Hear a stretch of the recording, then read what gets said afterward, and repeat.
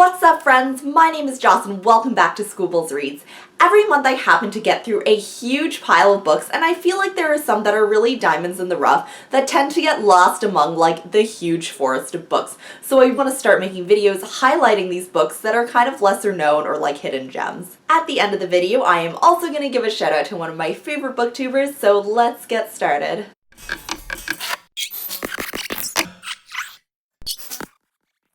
The first book that I'm going to talk about I found randomly on a whim when I was browsing through Goodreads, and it is The Housekeeper and the Professor by Yoko Ogawa. It was originally written in Japanese and translated into English by Stephen Snyder. It's written from the point of view of the housekeeper, and the housekeeper is a woman who is just trying to provide for herself and her son, and she recently got a job taking care of the professor, who's been through a really traumatic head injury and used to be a great scholar and professor teaching math. So the kicker here is that he only has 80 minutes of short-term memory. The book describes it as having a videotape that only lasts 80 minutes, and then when it reaches the end of the videotape, it basically starts from the beginning and erases everything and starts new memories. So as you can imagine, this can probably get pretty frustrating for the people around him. He has fired numerous housekeepers before this one who's narrating the story, but he finds solace in math and in numbers. It's a place where he can feel at home and a way that he can connect with other people. This book is beautiful and is really touching and unlike anything else that I've seen out there. Then we have Best Kept Secret by Amy Hadvani. This book explores being a mother and also alcoholism, and it revolves around Cadence. And Cadence has a young son named Charlie, and she recently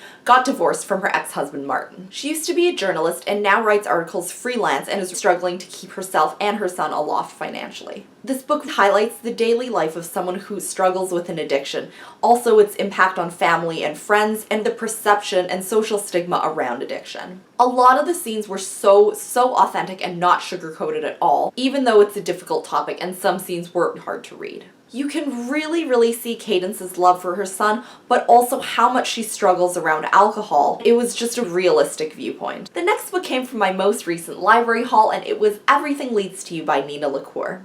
So we follow Emmy, and she is an aspiring set designer who is interning at the same movie company as her ex-girlfriend Morgan, who basically breaks up with her and gets back together with her at Morgan's beck and call. One day, Emmy and her best friend Charlotte are looking for some old set pieces, and they come across this letter from an old Hollywood Western film star. This somehow leads them to Ava, who has a more turbulent home life and less well off than Emmy and Charlotte. I mentioned this in my Goodreads review, but Nina LaCour highlights diversity in this book when she brings up Ava's friend Jamal. Jamal is a black male, and he describes his childhood of getting tossed between abusive home to abusive home, seeing bullet holes in his friends' houses, and not really having a safe place to live. Not only did Nina LaCour bring these struggles to life, but she paused, took a second, breathed, and said, hey, this is real. This is the worldview of someone in his cultural context, and my readers need to read and understand it. She also highlighted the beauty of the filmmaking process and just how many bodies are needed to put together a full and cohesive movie. Her writing did have more dialogue than I think the average novel, but considering the large cast of characters, I think she did a really good job with it. The one critique that I had was that a lot of these events were very set up for the characters. In real life, honestly, the probability of these events actually happening are coincidental at best, but I think within the context of the book, it worked well and it turned out really magical at the end. And the next book that I'm going to talk about, I am currently doing a buddy read with my one real-life friend Carly, who actually reads as much as I do, and it is Delicious Foods by James Hannaham. This book is refreshing and I'm going to try to do it justice, but in case I don't, the Poptimist did a really amazing review on it, and I will leave a link to that in the down bar below. So our main character is an African-American woman named Darlene who has a drug addiction. She has an 11-year-old son named Eddie, but she leaves him in Houston because she somehow got persuaded to go and work on a farm in Louisiana. This farm is completely terrible, has awful, squalid, dirty, abusive conditions, and the workers are